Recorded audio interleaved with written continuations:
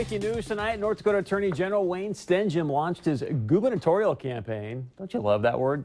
Did it today. You're going to hear from him shortly. Good evening and welcome to 630 Point of View. I'm Chris Berg. Thanks so much for joining us. Tonight's top story, the big lie we are being told about your safety and security and how and why it's happening. If you're not familiar with it, the big lie idea is essentially used as a propaganda tool that claims that the masses are more likely to fall victim to a big lie rather than a small lie. And if you tell a big enough lie long enough, well, people will eventually believe it. And I'll tell you what I'm talking about here in just a moment. But first, a recent ABC News Washington Post poll shows that terrorism is quickly becoming one of the most important issues in the presidential election because the number of deaths due to terrorism worldwide, wait till you hear this, it's up a whopping 426% since 2009. So when people are asked which of these is the single most important issue in your choice for president, number one, still the economy, but quickly rising to number two and far ahead of many other important issues is terrorism. Look, after the Paris attacks, you and I both know the fear out there is palatable. And just I think it was yesterday, our State Department issued a warning to worldwide travelers. We are clearly concerned about our own safety and security. But here's the thing. We've got leaders right now that are not telling us the truth about ISIS and radical Islam. What I'm about to show you is from September 10th, 2014. This is when President Barack Obama spoke to the American people about his initial strategy against ISIS or ISIL. Now let's make two things clear. ISIL is not Islamic. No religion condones the killing of innocents, and the vast majority of ISIL's victims have been Muslim. And ISIL is certainly not a state. Look, ISIL stands for the Islamic State of Iraq and the Levant. I told you when the president said that back then, that was a big lie. And then you've got former Secretary of State Hillary Clinton coming out and saying this in the recent CBS Democrat presidential debate. Radical jihadists. Yes. Marco Rubio, also running for president, said that this attack showed, and the attack in Paris showed, that we are at war with radical Islam. Do you agree with that characterization, radical Islam? I don't think we're at war with Islam. I don't think we're at war with all Muslims. I think we're at war with jihadists who have... Just to interrupt, he didn't say all Muslims. He just said radical Islam. Is that a phrase you don't... I think that you can talk about Islamists who clearly are also jihadists.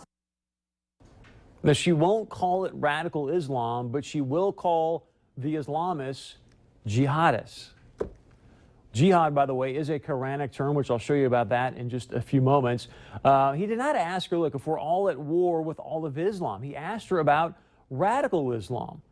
And I agree with her. She went on to say in that clip that we do need to be reaching out to the Muslim countries, which, by the way, we are doing when we're working with the Kurds and moderate Sunnis in the Middle East. Now, here's the other part of this big lie. We have now got high-level intelligence people telling us, and I'm not talking about one or two, I'm talking about a dozen, I'm talking about many people now that are saying things very similar to what the former director of the Defense Intelligence Agency, Michael Flynn, said just yesterday.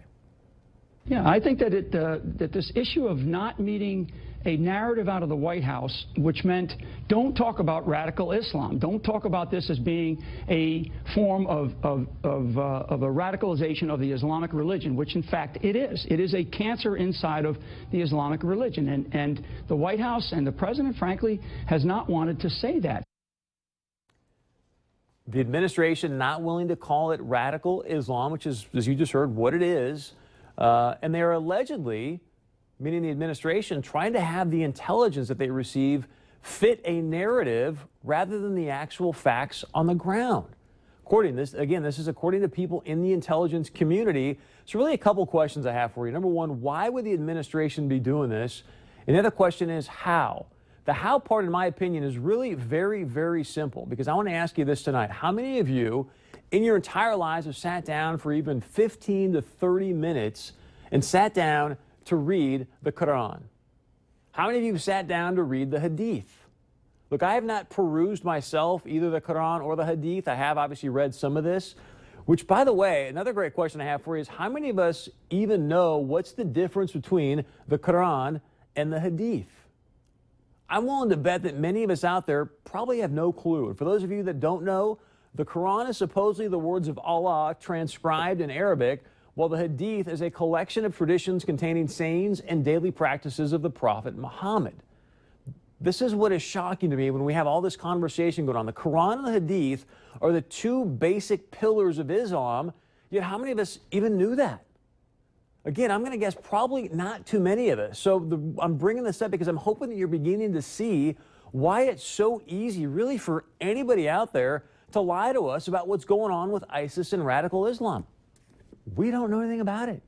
And here's the thing, I don't want you to take my word on all this stuff tonight. You go do your own homework, do your own study, but I am going to share with you what the leading expert on the ISIS theology says. This is from an outstanding article. I'm going to encourage you to read it here.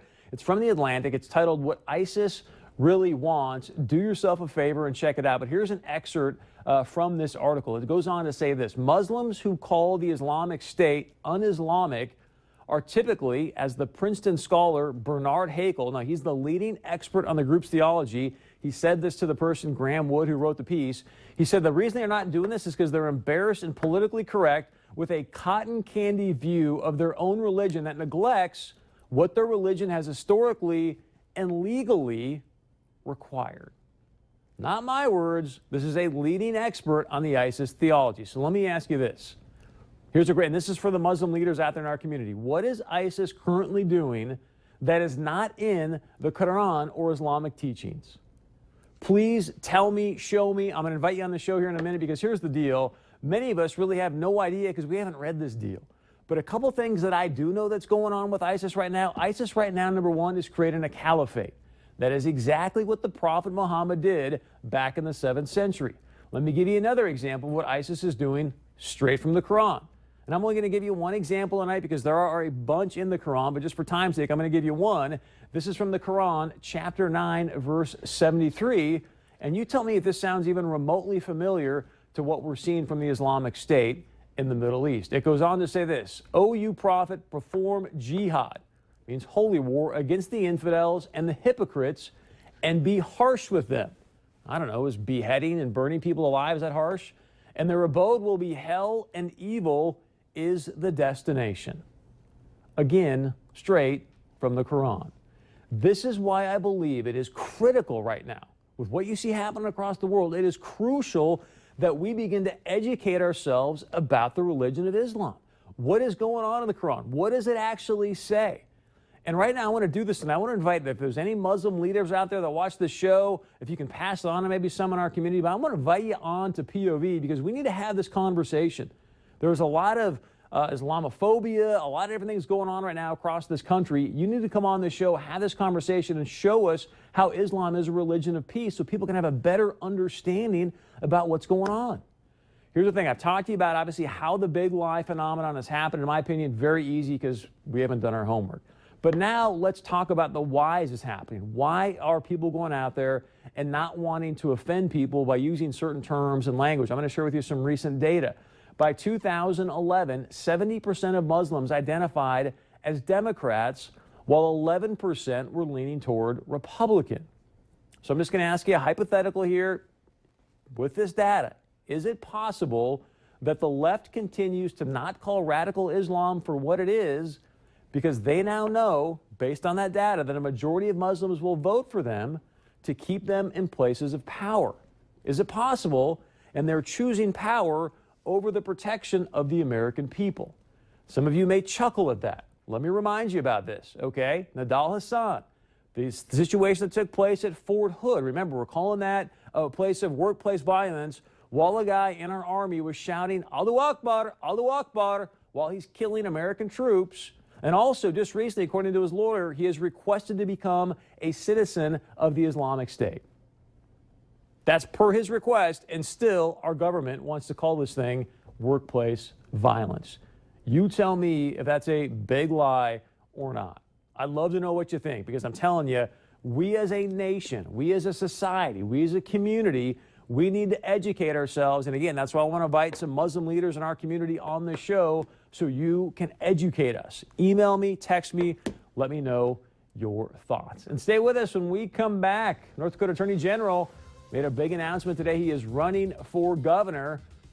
I asked him earlier today, I said, hey, what's the biggest challenge you see facing North Dakota today? This guy's got 39 years of public service. What's the biggest challenge you see for our state, and what would you do to solve it as governor? Again, join our conversation. You can go to our website. You can go to our Facebook page, text us, email us. We'll be right back.